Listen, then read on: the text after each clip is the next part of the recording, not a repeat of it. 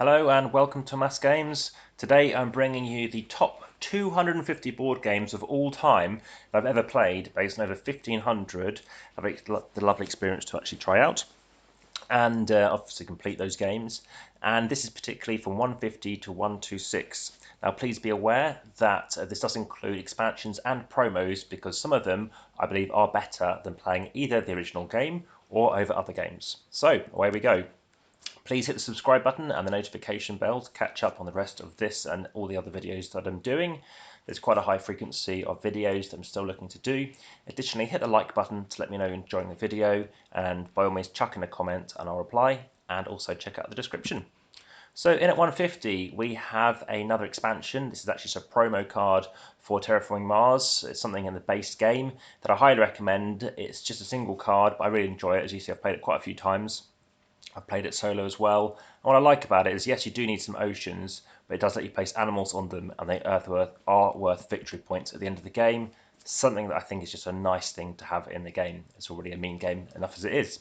So Chronicles of Crime, this is a cooperative game which you can play solo, and it's a game which is like a detective game using QR codes to investigate people. If you go back and speak to them again, they might behave a bit differently. It's very interesting. It hasn't fully grabbed me. I think it's because I don't own the game. I've played it enough times, and I feel that sometimes I feel like I'm not a minority player, but I feel that I might have made some slightly different choices, but I'm not fully sure. So maybe I need to try it out by myself and just get a bit more confidence with it. But there are some other expansions I'd love to try. So Skull, this is a party game, and this is something that is a lot of fun. It's like a bidding, bluffing game where you're trying to make sure that your skulls remain, and you're trying to increase the amount of these coasters, which you could make yourself from beer mats. As you can see, someone's made their own version here, which is really cool. And what you're trying to do is make sure you can get your skull hidden in your stack so nobody can steal from you. This game I highly recommend. It's a great filler game. Only takes about 15 minutes, and yeah, it's something I highly recommend. It's as you can see, it's got a huge amount of ratings, a huge amount of ownership, and it's something that was really cool when it came along. This was implemented from a game called Skull and Roses. As you can still played a fair amount even now, and it has quite a high ownership. 20k is huge.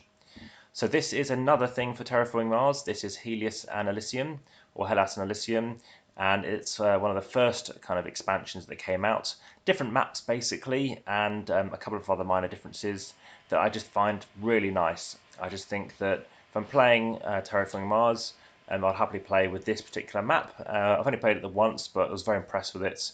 I don't think it's by any means essential, but if you're having Terraforming Mars, this is one I'd probably go with. Okay. On to Star Wars. Star Wars Outer Rim, still staying in space then. And this is another game by Corey Knetziger.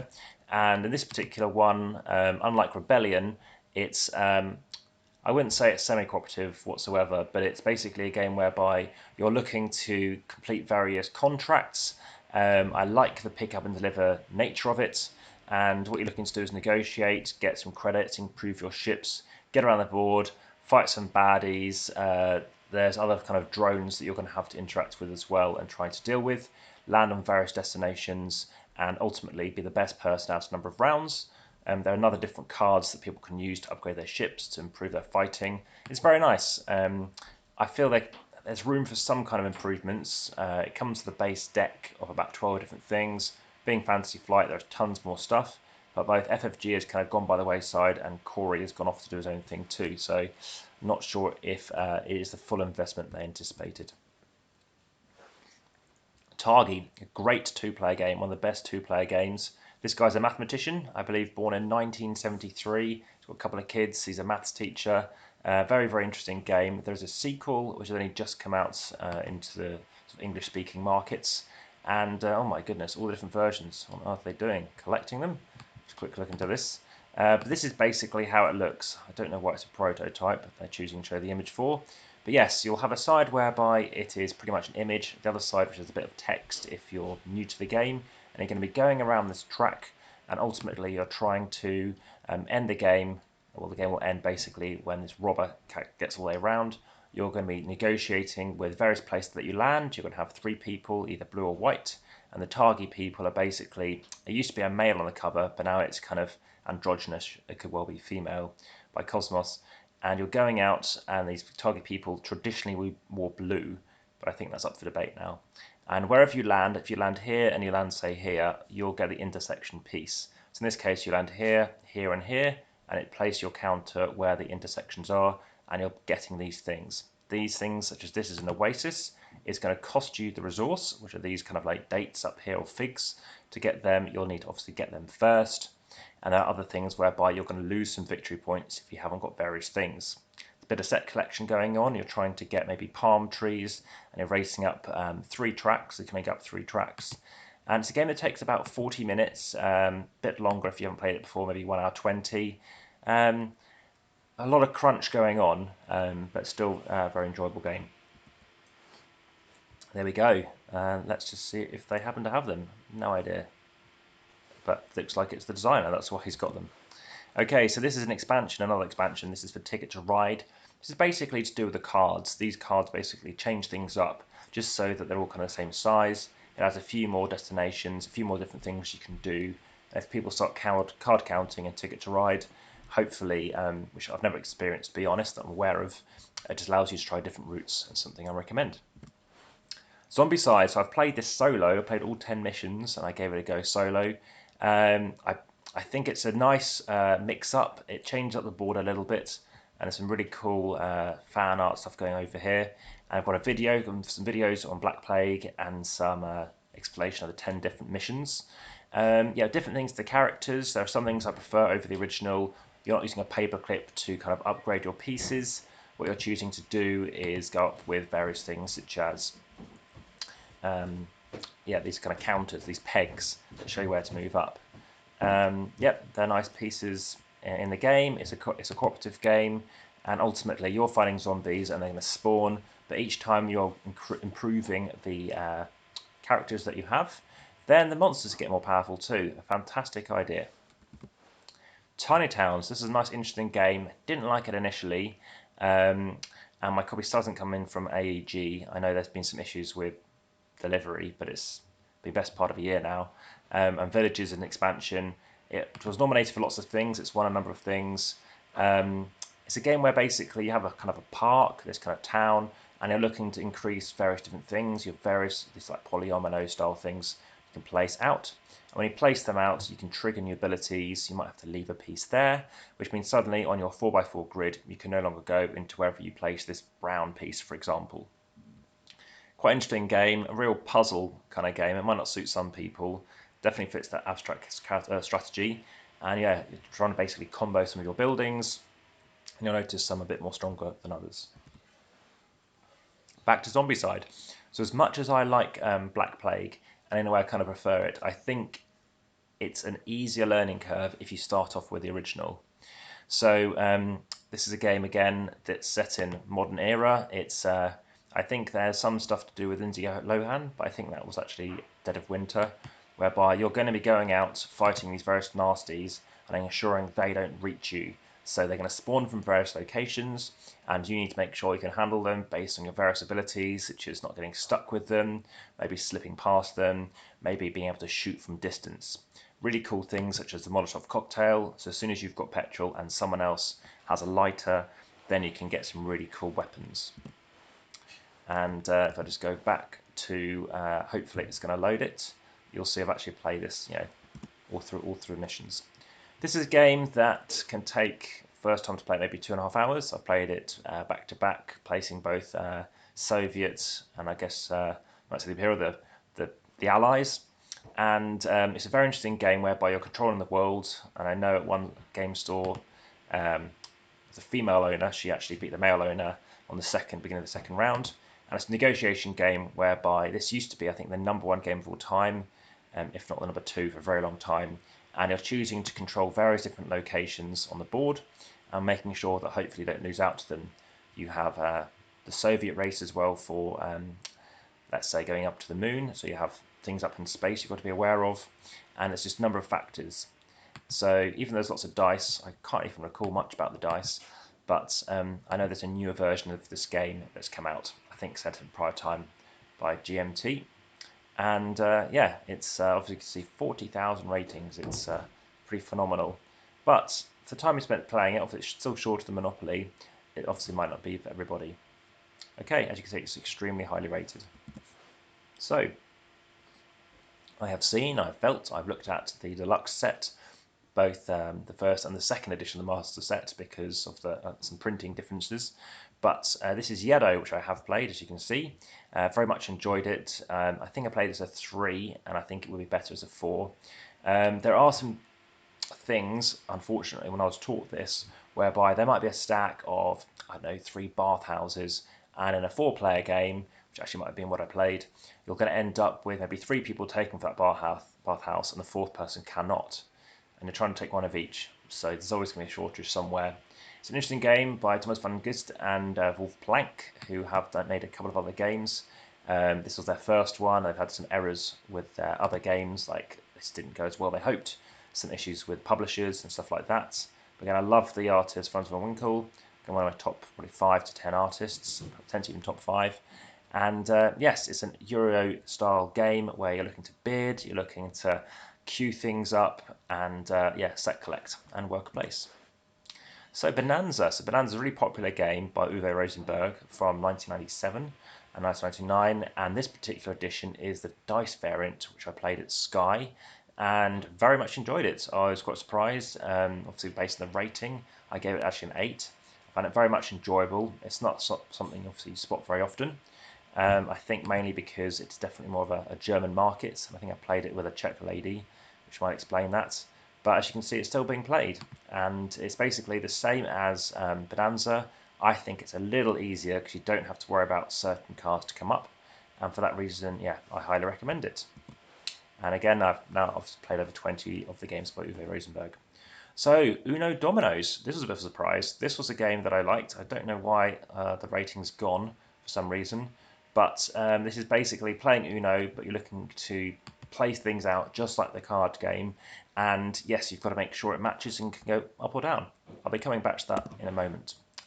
Burgle Bros. So this is a game which is a cooperative game. You're stealing. You're looking to go up through these various levels. This game designed by Tim Fowers.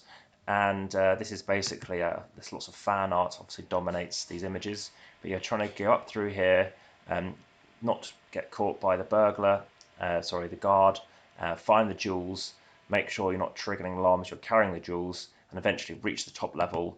And then from that top level, everyone's going to find the helipad or the helicopter and get out. And of course, you need to get out too. Well, the first time I played this, I think I had the jewels, and everyone else got out but me. So it's something to be aware of. There is a second edition, which I haven't played yet, but I know a few people who have this particular edition. And like I said, it's very nice, really innovative the way you're moving around. You have to use dice to decide where you go, roll dice to try and crack the lock. And I do have a video up on YouTube as well. So search Burgle Bros and AmassGames and you should find it. And yeah, it's very clever how, for example, with this lock, you're rolling dice, representing you spinning the wheel, trying to find the right combination. Back to Uno. So Uno is a game that I played a lot as a child. And it has got a high kudos going on. It's the commercial version of Crazy Eights, and you can just play with standard deck of cards. But ultimately, what you're doing is you're looking to go up or down in rank. From if I play a 5, someone else must play a 6 because it's the same color. Or you could swap suits. So if you played, let's say, a 7 over here, then you need to play a 7 blue to go somewhere else, and vice versa. So you can play the same card, play a different card. You can change the suit. So suddenly, if I'm red, I can make this go blue, and then you could play a blue 8 on top. And eventually, people might have to pick up some cards, but you win if you're the first person to get rid of all your cards. Okay, so there is a game called Splendor. This is the closest game to it.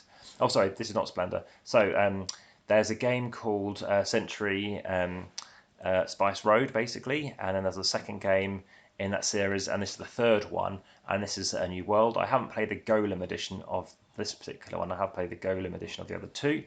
As you can see, it's not Golem, it's Golem, it's sort of trees, nothing to do with Lord of the Rings. And what you're doing here is my favourite of the three, and you can combine them with the others. I haven't done it yet with Eastern Wonders either. And yes, what you're looking to do is basically build out this new world. It's like pioneering civilization, get various trees, various bushes, various combinations to go out and obviously complete various contracts and objectives. Other people seem to prefer this one too, even if it's their first time playing it as well. Bit more intense. So this is another implementation. This is a great game that people have enjoyed playing. Sansa Domingo, and yes, it's by obviously Clement France artist, Stefan Risthaus, the designer who did Visby. Yes, a bluffing game to a degree, a nice bit of bluffing to it. Swift 20-minute, 30-minute game in the Port Royal universe with, it's a card game, economic. It looks really well by Pegasus Spieler, and it's great that it actually can fit into that Port Royal universe. Check out my video on YouTube for that one too. Werewords. Now I really kind of got into Werewords because it's definitely one like Ultimate Werewolf, but the way that you can really kind of meta it, not in a bad way, but just sort of, if you're saying angel is what you are, I don't know, just say that's what you're meant to be. Just how that you could play that, it could be very interesting. Like you could say it with a high-pitched voice, you could play it with a low-pitched voice. And yeah, I highly recommend trying this out at giving this a go. And I can definitely see why it was nominated. It was a really clever things. You've got to basically deal with various things, and I'd be very up for playing this again. Orbis. This is like Splendor. This I played at Tabletop Gaming Live, which I was professionally demonstrating in 2018. And what I like about Orbis is it's a bit crunchy. It's a game whereby you're placing things out on various hexes, and when you place something out, you've got to drop them off at neighbouring ones. So you want to plan a turn ahead. So it's quite a clever concept, and something that I think has kind of gone on off by the wayside, but it's something that I really did enjoy. And it's something that I like more people to discover. I thought this was a really nice game, and it's a shame that some games just keep disappearing. So up next we have Paladins of the West Kingdom, and for some reason I haven't got a vote in for this one, which is really weird. I don't know why my vote has disappeared and why it hasn't got it logged, but I have played this game. I think something's gone wrong here. I'm going to try and refresh the page. And this is a game that I highly recommend. This is the second in that West Kingdom trilogy. Here we go, and it's come back to life again. And yes, I've only had a chance to play it once. I'll be playing it again with a Rune Saga and other bits too, and hopefully providing you some videos. And yep, it's really good. It's I prefer it over Architects of the West Kingdom. As I mentioned before, Architects is you just go for the Architects track basically. This one's a bit different. You're kind of going out and trying to get various different things, various different objectives, various things that are available, and come and go, which is a little different from the other one. Definitely some similarities, but this is the shared track, whereas before you kind of have your own board and it's a lot more constrained. It's a bit more of a race to kind of grab these items, but there'll be more detail in due course. So Star Wars Risk Edition. So this is a reimplementation of the Queen's Gambit. This is a game whereby I heard nobody had won as I think the baddies for like 17 turns in a row. So I thought, right, okay, let me try and really crack this. So I think my second attempt, I managed to actually win with the baddies, and the others have since won it too. Really cool game. Only takes half an hour. I've only played Risk once, but I found this really, really cool. I found it very engaging and nice and tactical as you're trying to, land in, try to, get in before the Death Star gets built, before the Death Star starts destroying stuff, and how you manage your resources. Up next, a great game, a 1983 Spielberg or 1983 Spielberg Yards winning game. This is Sherlock Holmes Consulting Detective. 10 cases, really good. I know lots of people get negative scores because they spend a long time trying to deduce it. We chose to take the approach that we would just kind of limit ourselves to a number of clues, and thankfully had a fairly decent score each time, a positive score, I think, in all but one occasion in this particular set. Fantastic components, fantastic art, great stories. You might not like the fact that how on earth are we supposed to deduce that? It's a bit silly, but maybe that's what Sherlock Holmes stories were like. Can I go with the facts? That's all we can go off and where you can get. Really clever idea. I love the Jack the Ripper stories, or that particular set. I haven't actually played the Ripper ones in particular.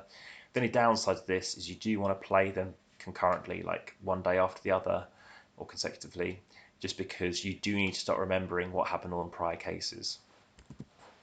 Time Stories, another cooperative game, and a game where you definitely need to be remembering stuff. This is where you'll have up to 3 attempts to play a particular mission, and you definitely want to play them in one day because you can't really be writing anything down. and has a bit of memory, so you definitely need to keep an eye on this and see what you think. Yeah, very interesting game. Various cases are various levels of quality, and there is a known typo if you find, and there's no spoiler to this, go to the top floor of an elevator and you have a kind of a no entry sign. You can actually go through it, went through all the other cards, and it's just like a known error, and that's in the Marcy case. So just be aware of that if you go up the elevator. Okay, so that is Time Stories. There's 7 expansions, or 7 stories, and it's been re-implemented, Red, White, and Blue edition, which are also fairly good too. Final game in this series on this particular video is Thief Taschen. Now this guy, or at least the artist, worked on Neon. Let me just check out what Fabian himself has worked on. But this is an interesting game which involves bluffing, negotiation. It's a party game, and it's basically deep pockets. Good Critters I haven't played, but it re-implements it. And yeah, this is a game I think actually happened to win when I played it. And yeah, you're trying to beat everyone else by hiding some money for the mobster, and then trying to say, look, I'll deal with you, I'll deal with you, and you just try to find various people that you want to deal with. So, very clever idea. And yeah, that's sort of many games he's worked on, and as you can see, maybe because of the name, Good Critters, as well as Tom Vassel's love of this, has kind of increased it a bit too. Interesting art, but as far as I say, I don't think much of a difference. So thank you very much for watching. I look forward to bringing you another video very soon. Bye for now.